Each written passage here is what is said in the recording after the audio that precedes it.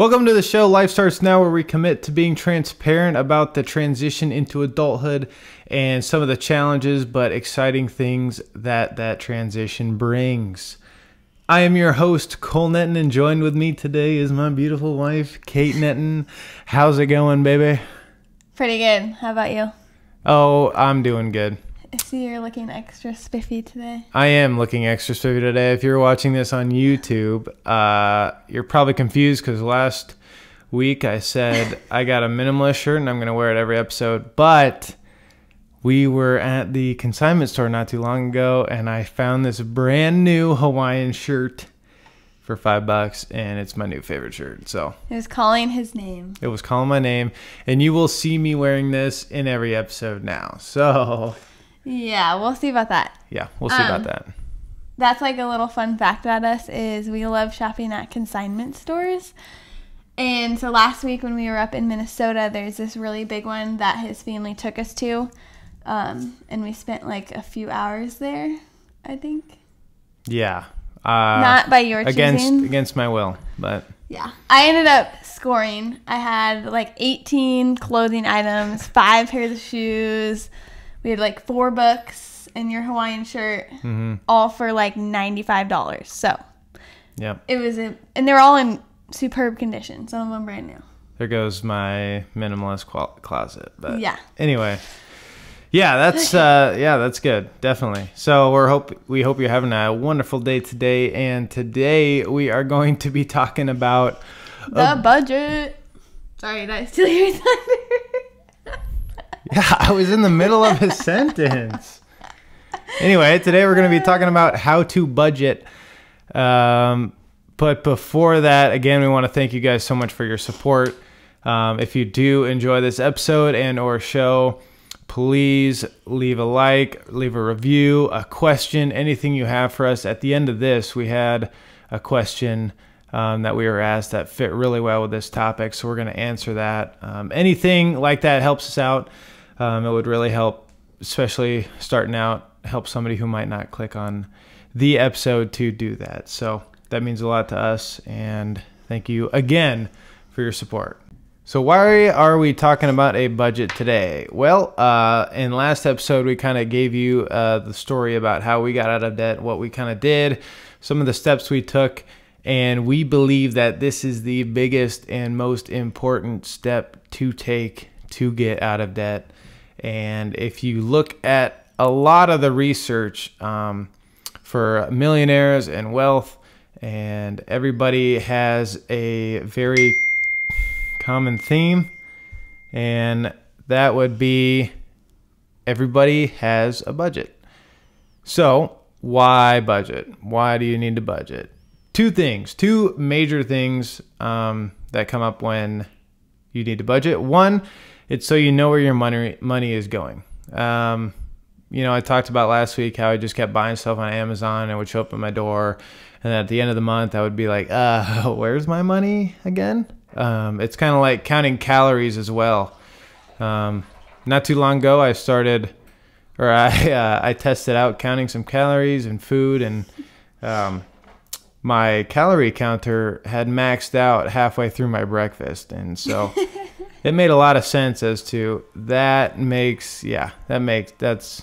that's the reason why I'm not so skinny. Anyway.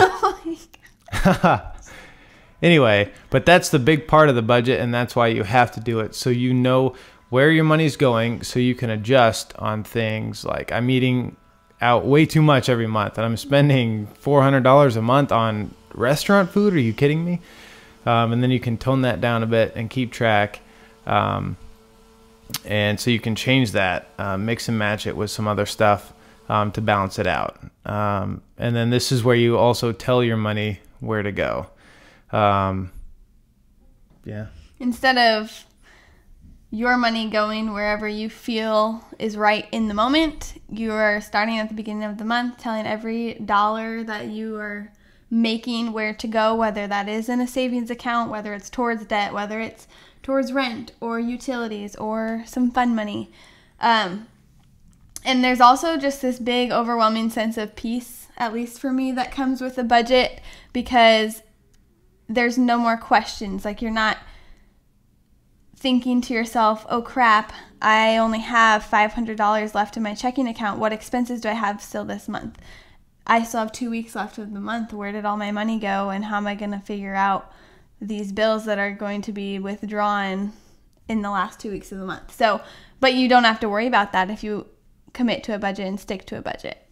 In addition to that, I think that this budgeting process isn't just for people getting out of debt. Yes, it's really key to getting out of debt, and I think that's single-handedly why we were successful. But at the same time, if you don't have debt, it's still helpful and still worth knowing where your money is going, so that you're not just throwing it away, and that you're using it for a purpose in order to start building that stable foundation financially for your future. Definitely. And so today in this episode, we're going to go over what to include in your budget, some guidelines that we follow by as far as how much to spend on certain things. And then we're going to go through an example of one of our budgets on a month to kind of show you where we put our money and how we've adjusted month by month based on different seasons. For example, summer, we drive more. You got to think about gas money more, so you got to budget for that and different things.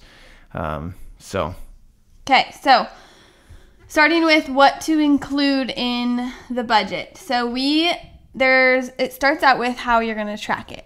Okay, so we use something called everydollar.com. It's an app and it's a website, and it's completely free. There is an upgraded version. However, we have used the free version this entire time. We've used the free version because you're really good at adding up numbers and stuff. Well, no. Every dollar doesn't require you to do any adding or any math at all. Okay, let me rephrase that. The upgraded version, it tracks your expenses from your bank account automatically. You don't have to go in yourself and do it, which is probably what I would have done if I was in charge of the budget. But yeah, this is where my little nerdy side comes out. I actually love doing the budget. I love math, and I love, lucky him, because he does not. I hate numbers. And that's something I love doing. So I totally took hold of this and have loved kind of doing that throughout these past, 15 months that we've been doing a budget. Yeah. Anyway, so we use everydollar.com. Huge helpful resource in our opinion. We have friends that use a spreadsheet. We have friends that use paper and pencil. Mm-hmm. There's no right way to do it. You just have to find how it works for you. Yep. And if you try one month, and you do it for 3 months and try each one and figure out which one you like best, or maybe you'll love the first one and you'll stick with that. Yeah. That's up to you. What I would recommend when you start to make a budget, so maybe you've tried making a budget in the past, which was me. I had all through college made a budget, but I never really stuck to it. I never tracked it. I never did anything after that. Or if this is your first time, I would start by printing out or going online and going to your last bank statement. And just go through the last 30 days or the last month and add up where your money has been going. Okay, this is a step that you might find a little shocking initially. Definitely. Seeing where you're actually spending your money, but this is a super important step to get you started towards making a budget and towards fixing some of those problem areas. So you're going to sit and you're going to start by going through the last 30 days, writing down every single cent that you spent, and kind of put it into some categories, which we'll talk about here in a second about where the categories of our budget fall. Then, as far as what to include in your budget, when I go to sit down every month to make my budget, I get my planner or my Google Calendar or however you keep track of your schedule, and I go through that month and I see what's coming up. So, for example, I'm running a little bit behind this month because it's July 2nd. But typically last week, we were gone last week, so a little bit of a leeway there. Last week, I would have sat down with my planner and I would have gone through every day of July, and I would have seen, okay, we have a wedding in a couple weeks. We have we're going out of town for 7 days, and then we're going on our New Zealand trip because that's kind of what we have going on in July. And I would have seen what expenses out of the ordinary we are going to have. Then I typically go and ask Cole, hey, what type of business type things do we have this month that we might need to be spending a little bit extra in? Sometimes there is, sometimes there isn't. I just try and, as much as you can, look ahead and plan ahead as to where miscellaneous or just not typical monthly expenses that we're going to have. So once you do those things, then you can think about things even further in the future a little bit. So yes, this requires some planning. Are you going to catch everything? No. Are there going to be things that come up still? Yes, and that's just inevitable. But the more you can plan ahead, the more accurate your budget can be. So then I start thinking about, I think it was July even last year. Already in July, we started thinking about Christmas. And so seeing who we have in our family, seeing who we're going to be buying Christmas presents for, calculating how much we're going to need to budget for Christmas. So things like Christmas, things like weddings, things like travel plans, those are things you need to have an idea of how much you're going to spend so you know how much you need to save. So instead of getting to December and freaking out because now we have hundreds of dollars that we have to spend on Christmas gifts, we start saving little by little in July, so that when we get to start buying those presents in October, November, December, that money is already there. We don't have to figure that into our budget at that point. So start thinking about those things. And then if you're getting out of debt, you're not going to be saving, at least in our opinion, and that's how we did things. We had that $1,000 in our savings account, and we were good with that. So none of our money at that point was going towards savings. It was then going towards debt, whatever we had left over from the expenses that we had calculated and subtracted from our monthly income. So that kind of takes us to, what does our budget look like? And again, actually, when I was sitting down looking through, which that's another great thing about EveryDollar, is I can go back all the way to last summer when we started using EveryDollar and see the budgets that we've made. So I was kind of looking through some of the ones we've had, and that's one thing that I learned, is how different every month can look and how important it is to not just roll over your budget from the month before, because things are going to look 100% different based on the season you're in, based on the season of life, based on you have friends getting married that month, you have travel plans. There's just things that come up almost every single month. And I was trying to find a normal month, and I couldn't, because there was every month something that came up that was just kind of out there. So that goes to show how important it is to be sitting down and figuring this out. Yeah, and so that you're going to want to budget every single month because of that kind of fluctuation in plans and income and expenses. And it's going to take you a little bit to actually get a hold of the budget, probably at least 3 months before you finally understand what you need to be spending on groceries, or what you need to be spending, how much gas you use and drive, and all that kind of stuff too. So don't get frustrated in the first month, because the first month it's not gonna look good. It didn't look good for us, and it took us a little bit to get a hang of it and finally figure out how much we'd spend in different months and seasons like that too. So yep, absolutely. So I have my laptop here, and I have pulled up the month of February 2018.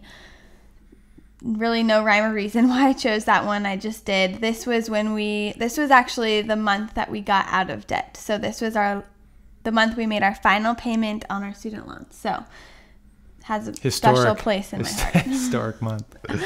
Okay, so February 2018. Now, if you're using EveryDollar, or if you're using a spreadsheet, or if you're using paper and pencil, this can all look similar format. So at the top of your page, you're going to want to write down your income for the month. So for example, I get paid twice a month with my job. So I have my first paycheck and my second paycheck. And then I'm probably more ordinary in the sense that I have a steady paycheck that's the same every single time. He, on the other hand, owning his own business, fluctuates a lot. I have no idea when I'm getting anything, or, I mean, to a sense. I mean, I could have somebody call me and say, hey, I need a shoot tomorrow. And so I can't really plan out how much I'm going to make a month. Yes. So if that's you, that was something we really struggled with too, and had to ask around a lot about. So what we decided to do and what was best for us was we backtracked it a month. So stick with me for a second, because Cole still gets confused about this. It's been over a year and I have no idea what's going on. You do, but I have to explain it a lot. Every time. So basically what he made in June, we kept track of. And so now in July, when I create our budget, I will make the budget off of what he made in June. And then, so we're just kind of a month behind with his. Yeah. You don't have to do it that way. You could take an average and play with it that way, but we thought it would be best to stick to exactly what we got. And so we just delayed everything a month for his. So I have a spot on here for business income last month, and that's how much I plug in for the last month. Then it adds all that income up. Sometimes there's miscellaneous income when I have choreography, or with my health and fitness coaching, or just random Extra side stuff that just happens to pop up every month. Yep. If it does, if it doesn't. So bottom line, top of your page, write down your income for the month. That's your number that you're going to start subtracting from. Now, if you use every dollar, it does a subtraction for you. So that's a little plug there. Do you guys, can you tell how much I love this app yet? She loves it, and not everybody does. It kind of took you a while, though, to convince me to start using it. It did. He wanted me to use it, and I was like, no, I am a little bit of a control freak, and I like to have my own spreadsheet and create my own formulas. And Right. But no, best thing I ever did. Yep. Give it a little bit, and you'll get used to it. Yeah. But Okay, so then next on our list is our category of giving. So we had mentioned the last episode that we put that at the top of our priority list, and literally it is the first thing underneath our income. So we believe in tithing 10% to our church, and so right there I can see my income and I can calculate what's 10% of that, and I can plug in, okay, this much of our money this month is going to tithing. Then we continue on into these just different subcategories. So I'm just going to name a few of them. Another good thing. You want to go? yeah, well, I was just going to say the first thing that you need to account for is what you need to survive. So your rent, your utilities, electricity, water, all that kind of stuff. Transportation, that comes next, because you need that stuff, to survive and all that. So. Absolutely. Good point. So yeah, next would be all of those essentials.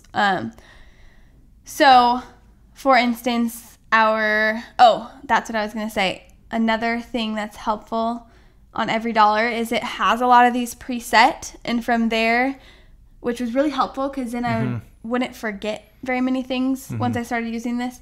You can delete things that don't apply to you, or you can add items that they don't have on there that you found in the last 30 days you've been spending money on. So then we go through our mortgage, our rent. We don't own any properties, so we pay rent. Our phone bill, we have our electricity, our internet. Those are all just pretty standard expenses. Insurance, car insurance. And then transportation, we have gas, which really ranges. So this is where sometimes it just depends on the season. So like during the summer, we travel a ton. And so we're spending $400 on gas in 1 month. Yeah. Whereas during the winter, I don't leave the bed, so. You don't leave the house. I don't leave the house. So it's more like $150, $200. So it just kind of depends. You got to base that off of what type of month you're going to have. And then groceries. So again, ranges a little bit. I think during debt, we tried to stay closer to like $250, $300. $50 in groceries. Yeah. Groceries are tough because in debt, like I'm okay with eating spaghetti all the time, and you can get like a box of spaghetti for like $1 at Aldi or whatever.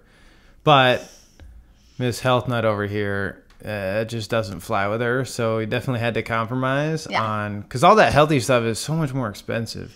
Yeah. Chicken, milk. Well, and it goes bad fast. It goes bad fast, yeah. Keep up on it. Yeah. So I can't have like 20 boxes of mac and cheese in my closet. Yeah, and I wouldn't recommend that, just as a little side plug. Yeah, don't. So definitely take care of yourself. I mean, food is an essential. That's a need. That's something that you need to sustain your energy levels and things like that. So kind of figure out what you need to spend on groceries. Then you have a separate category for restaurants and entertainment. We kind of intertwined those. And I think, so during debt especially, we tried to keep that below $200 a month for the both of us when we were together. Mm-hmm. So when we would go out to eat together or we would go with friends together, we have a different category for when we were apart. But that was between $150, $250 on restaurants. Yeah. And yeah, that's a spot where you can get in trouble real quick. We can go out to dinner. I mean, if we have a couple drinks each and then a meal and even an appetizer on top of that, you can spend, I mean, you can even spend racks up fast. Yeah, $60-$70 on a meal. That was one thing when we got married, because then when I would go out to eat on my own as a single person, you know, less than $20. But then as soon as I married you, who number one eats way more, and it doubled my bill, sometimes triples the bill. So that was a fun learning curve. Yeah, definitely. Yep. So that's kind of starting to get into the lifestyle. So we've covered the food, the shelter, your electricity. Those are necessities or utilities. Lifestyle, this is where things can fluctuate. They're not things... They're things you can live without, but they're also things that create the lifestyle and culture that we live in America. And so restaurants is part of that. Oh, yeah. One more thing on restaurants, too.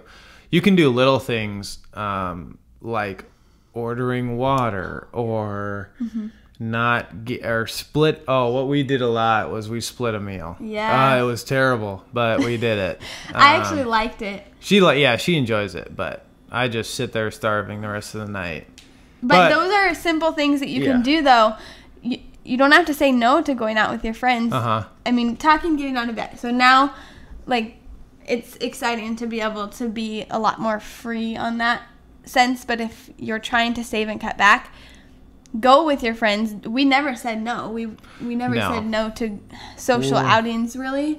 Yeah, we did every once in a while. Well, maybe if it had been like heavy that month, or we'd already seen those friends 3 times, you know. But by reducing the expense that we paid at a restaurant, we were able to do it more often without just completely blowing the budget. Yeah, that was key. You kind of have to choose, or we did. Do you want to sacrifice and split a meal so that you can not say no, or do you want to say no and only be able to go one time and both get your own stuff? And we both value friendships and socializing with people that mean a lot to us over food. So that was kind of an easy choice in my opinion. Okay, so lifestyle. Then we have things such as business expenses, household items like laundry detergent, etc. Then we got to our personal spending, which is where we gave each other a certain amount.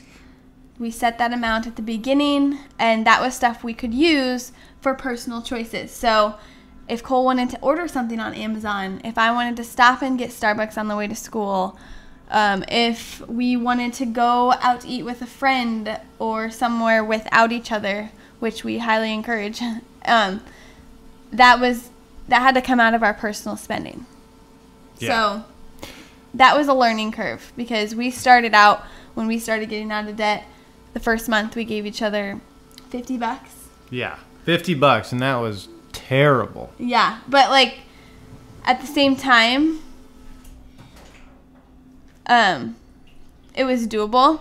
And we did it for a few months until we decided, you know what, this is going to...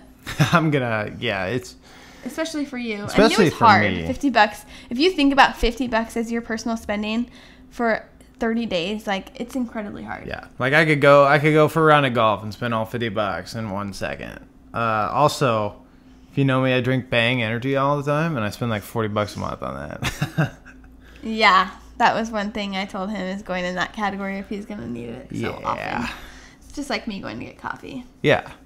Yeah, it's my placebo effect. Yeah, so we ended up upping that to $100 a piece for the remainder of the time getting out of debt after like a few months. Yeah. And that was a really good number for us. And what's been fun is we've been able to add to that since then. And that just gives more opportunity for fun things. So, some school expenses that I would have occasionally. We did cut out like Sling TV. We cut out any sort of TV. Yeah, we just have internet. We don't watch. Yeah. I mean, Netflix. we never watched cable TV, so we were just like, why do we have this? Let's Yeah. get rid of it. We just watch shows and We don't have time for TV. we don't really have time. So Yeah, but we can watch an entire season of The Office, so. yeah. But no time for TV. Okay, so then that's kind of it. That's our budget on a regular month. And then, like I said, adding in there for, hey, look a couple months ahead. I knew that we had 3 weddings in July. So back in May or June, I calculated the amount that we needed for gifts. I bought those gifts, and I'm prepared for that. And so it's just really about planning and looking ahead more than anything. Yeah, and so when we were, I don't know if you mentioned this, but when we were in debt, we would do all that budget, and then whatever we had left over in the month would all go straight towards debt. Everything we had. It didn't go to savings. Now that we're out of debt, we're on a step where we are saving 3 to 6 months of living expenses. So if something were to happen where we both lost our job or anything like that, we'd be able to survive 3 to 6 months off of what we have in our savings. And so that's what the end of our budget right now looks like. But when we were paying off debt, all the extra stuff would go towards paying our debt. And so what you can fluctuate between, like, okay, I'm spending too much on groceries. Let's bump it down $50 and take that $50 and put it towards debt. Every dollar that you make goes towards something, if that makes sense. So every dollar has a name, every dollar has a purpose, and that's why they call the budget app Every Dollar. Right. Because, yeah. And actually, we so to just kind of cap off how to create your budget, you subtract all those things, and then you're going to have a number left, which up at the top of my Every Dollar in red, it says you have X amount of dollars left, or oops, you're over budget by $100. You need to fix that. So then I can go back in and adjust it so that I'm not spending more than I'm making, so I'm not using a credit card to cover things that I don't have money for, so I'm not getting into more debt. And so then that number over there where it says at the top left corner or whatever you calculate, let's say it's $1,000 you have left over, it's tempting, let me tell you, to go back up and say, I have $1,000 left over. Where could I put this? $400 towards extra groceries, you know it. Yeah. So that's when you have to decide and commit to, okay, I'm going to put that $1,000 in debt. I'm not going to spread it out because I don't need to, unless you're in a situation now that you aren't in debt. Yep. And Just know that $1,000 at the end of the month, eventually you'll see that and you'll be able to put it towards other things, and that number will continue to grow. If you don't have a payment every month, that number is just going to keep going up, and then you're not going to be a slave to a monthly payment of your debt, your loans, a lease on a car, anything like that. You won't have that stress of knowing that, I need to come up with $600 at the end of the month because I'm late on a payment or something like that. You'll be able to, that number that you have left over, you can be able to put that towards other things, like our personal. And now we can go out to eat a little more often. Enjoy, Going on a date tonight. Enjoy date nights, cheese curds, stuff like that. But yeah. Yeah. And then for those of you that aren't in debt and you want to start saving for certain things, like maybe, well, so for instance, we, like he said, we're trying to save up what we call our emergency fund, which 3 to 6 months of expenses. So right now, pretty much all of our extra money is going towards that. But once we're done with that, then we'll have different categories, and we'll have a down payment for a home. We'll have a car replacement. Travels. So my business expense, I get to put a percentage of what I make towards investing back into equipment for my business, things like that. And so what's really cool, we got to share this quick, is it's called Capital One 360. And it's an app online. It's an app on your phone, and you can make unlimited accounts through Capital One, and you can link it to your bank account. We're with Wells Fargo, so we're not even with Capital One or whatever bank that is. And so we can take our money. So if I can take a percentage of what I make, and I can put it into my business fund, and it's just all these different accounts that you can have. So you can look at them at any moment and say, oh, I have this much and we have this much in our travel fund. We can take a trip soon. Or like we have so much in our car repair fund. That's enough to repair a car anytime soon. We don't need to keep putting in that. It's just a really easy way to organize the different categories that you want to do. And honestly, you can make as many categories as you want. Yeah. We just have like 4 or 5 right now. Yeah, because since we're focusing on that emergency fund, we have his business savings and we have travel. And those are the only 2 ones. Because right now we want to pour everything into our emergency fund for a couple more months. And we want to get that over with, because then once that's over with. Well, that's exactly how we saved up for our big New Zealand trip we're taking to at the end of this month. Is we went through our budget, and then we'd pour what was left over into a New Zealand fund or a travel fund, so that we could slowly accumulate that to where now we're going this month. And instead of being that person that's saying, ooh, well, I probably shouldn't do this month because I'm taking a trip soon. Like, we don't have to worry about that because we've already been saving for that, and we've budgeted in, and we know where that money is coming from. It was kind of like getting out of debt, except the leftover stuff was going towards something we wanted. So besides something we already had, which is a degree. Exactly. Okay. So after you create your budget, the biggest thing is to stick to it. That's one thing to put it down on paper. It's another thing to follow it. And so how you can track that is, I have a lot of people we know that we'll be at dinner with them, and after dinner, I'll see them plug it into their phone, to their spreadsheet, to their every dollar, and that's how they do it. So you can keep up with it daily like that, or multiple times a day, or you can do it once a week at the end of the week.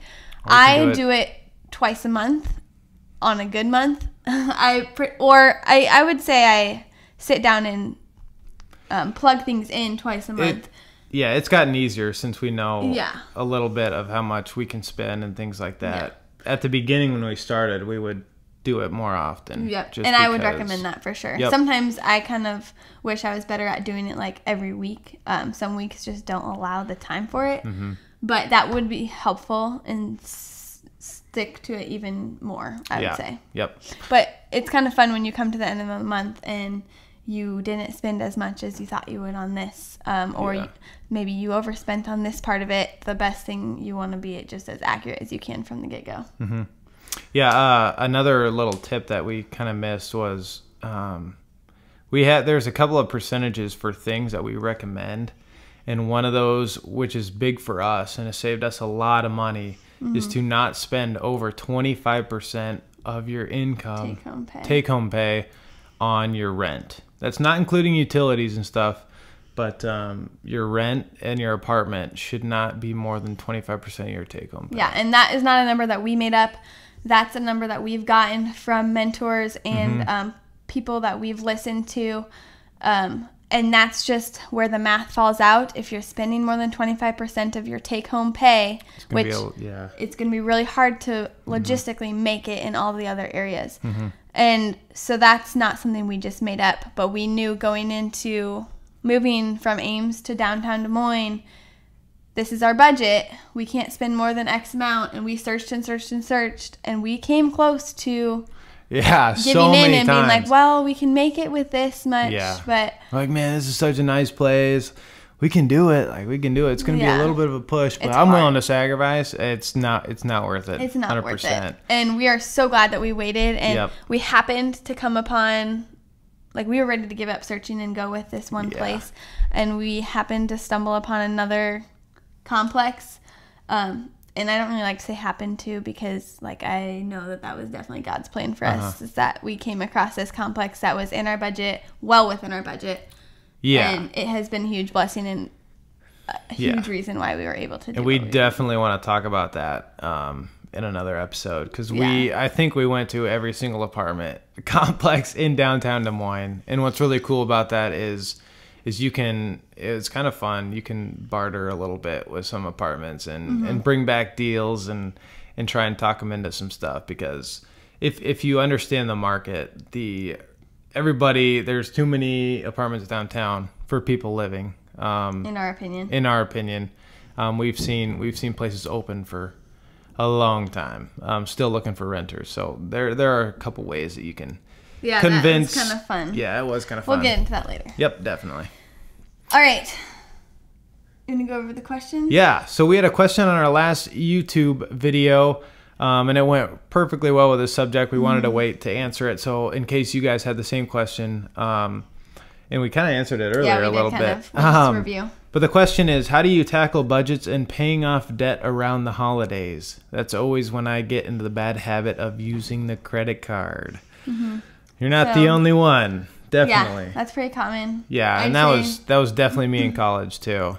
It's like, it's December 15th. Amazon 2-day packaging was clutch. He's not for kidding. Me. I'm not kidding. No, it was bad. But biggest key again, planning ahead. I'm a huge planner. I love planning. And if you don't, learn to love it, because it's going to save you time and save you money. And just look ahead. Calculate how much you're going to need. Like, we literally wrote down every person that we were going to buy a gift for, friends, family, whatever, and then calculate how much we wanted to spend on each person. Figure out that math. Put a little extra in it, because there's going to be things that come up, and there's going to be people you forgot. People you forget. And so unfortunately.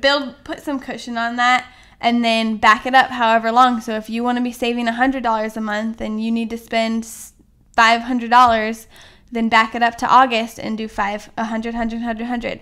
If you want to do less than that and say, I would really only like to save $50 a month, then back it up 10 months, and so on. Yep. So we'd come up with a list, parents, siblings, everybody we needed a gift for. We have a couple of grab bag stuff too with families. And so we would budget. We're going to spend this much on each of these people. So how much is this total? Okay. And let's say we wanted to, I don't know what the total would be, but if we wanted to spend, let's do $75 a month, then you'd calculate how many months it would take to save up to it. And then every month put away that to the side. And then when you're ready, in one of those Capital One 360 in one of those Capital One 360 accounts, and then when you're ready to buy the stuff, it's there. You don't have to worry about a credit card. It's already there. It's all about planning and getting that stuff ready before you buy. And you're not stuck with panicking and getting yourself into debt, and then it's a lot less stressful. It is. Yeah. And you don't have to say, oh crap, I need to wait till payday to buy this gift. But it's on sale now. Like, what do I do? Or I don't know. It relieves a lot of stress. So, like, literally in our budget this month, there'll be a category that'll say Christmas savings, and I'll put X amount of money in that savings. Definitely. Thanks for the question. If you guys have any other questions, let us know, and we'll try and answer some during some of our episodes if it has to do with it, or we're gonna do a couple episodes where ask us anything, or we're just gonna spend an entire episode listening to what you guys want to know about us, and we can answer a bunch of those too. So okay, so awesome. Biggest keys from this kind of went a little longer than we expected. Sorry. biggest keys, number 1, it changes month to month. You have to sit down and look at each month as an individual budget. That will make a huge difference. My budgets before never, ever, ever worked because I had the same outline for every month, which is just not real life. So figure it out that it's going to change every month, and that's okay. And you might have to adjust some of those lifestyle things because of it, but you will survive in advance. Promise. Another thing, being on the same page. If you have a spouse, this is who we're talking to. If you have a spouse, you have to be on the same page. Okay? We had it highly recommended to us to sit down and do the budget together every month. I pretty much will do most of the background work, but he will make sure that he's sitting down and looking at what's going on so that we're on the same page before the month begins. We'll have a little budget meeting is what we call it. And I'll just basically take a look over it and say, I like this, I like this, I like this. No. Maybe we can move around. Let's change this a little bit. I don't think we're going to spend this much on this. Super important that you're both bought into this, because if it's one person micromanaging it, then that's going to cause arguments, and that's going to cause conflict when it comes to things that are going to happen throughout the month. And if you're single, you're good to go. Yeah. Rock on yourself. Yes. So be on the same page. Cole mentioned this one earlier. Next key. It'll take a few months to get it right. Yeah. That's definitely, you really don't understand where your money's going, and then once you finally do understand, it takes a little bit to figure out how to change it and change your lifestyle a little bit. What we loved about starting off is we were living like broke college kids, and so we could continue that lifestyle. I mean, it still sucked because we're like, well, we're not in college anymore. Why are we still living like broke college kids? But it wasn't. It was an easier transition for us, I guess I would say. But it does take a few months to understand where your money's going from and then how to adjust for it. Definitely. Couple more big keys. Give yourself that fun or personal money. If you don't give that to yourself, you're going to spend it anyways, and it's going to get out of control. So figure out a number that works for you, whether it's 50, whether it's 100. If you're not in debt, give yourself a little more grace, because that's exciting and you should celebrate that by rewarding yourself. But give yourself that fun or personal money, because if you don't put that into your budget, you're going to spend it anyways. We are humans. We do things for fun that we don't need to do, and it's just part of life, and it's not something that I think you should give up. But just limit it so that you're not just going hog wild. Right.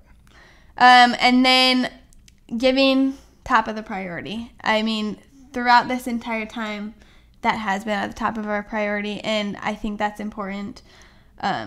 Anything else on that? No. I mean, just for us, it's what we believe in, and that what's cool about it, though, is for us is we've really seen God bless us with extra income that there's no way we would have gotten, and it's kind of a little testament to Him trusting us with the money He gives us, and it's our way of saying thank you too, and so that'll always be our first priority too. Right. But we've definitely seen the good of it too. Yeah. It kind of, I mean, it says somewhere in the Bible too, like when He sees you being responsible with your money and creating a budget and paying debts that you owe and being responsible with the little that He's giving you, He's going to bless that, because He knows that you're going to be responsible and trusted with bigger things that He's going to give to you. Yeah, so definitely. That's kind of where that comes from. Awesome. And then lastly, fully commit. When you make the budget, don't just make it. Commit to it day in, day out, even 2 weeks into the month, when you really just want to throw your hands up and say, I don't really care anymore. I don't want to do it anymore. Push through that moment and stop living for the now, and instead you got to have the discipline. About your goals. Definitely. Got to have the discipline. You got to embrace the suck, because it's not fun, but it'll help you out in the long run. And the future is definitely got to be insight. You got to understand that. That's all I have. That's all we got for this episode. So thank you guys so much. We hope you enjoyed it. We hope you got some value out of this episode as well. So if you have any questions, please hit us up on social media. We'll have the links in either if you're listening on podcasts or on YouTube. They'll be down below. Yep. You can click on those, message us. Feel free to ask us whatever. You can also email us at startingyourlifenow@gmail.com. Ask us anything, say hello, whatever, tell us we suck, anything. I don't really care. But and as always, like if this has helped you, and I had a lot of people message me after the last episode, and I know you had the same thing, just saying how helpful it was, share it with people. And that's not because we want that necessarily, but it's because if it's going to help you, it's going to help someone else. And people need to be reached, and that's the whole reason behind why we're sharing these things, because it is life-changing, and we want that for as many people as possible. Yeah. The stuff we talk about is very taboo, and it's not. And we hate that. We do. We really hate it. It's not talked about a lot. People get weird about it. Yeah. People feel like they can't talk about it without getting judged. And we've really benefited from people talking to us about it, and so we want to do the same thing. And we don't want it to be taboo anymore. We don't want it to be weird. We'll be as open as we can to try and help you guys out. So that's it. That's our episode for today. Thank you again so much, and we will see you guys next week. Bye.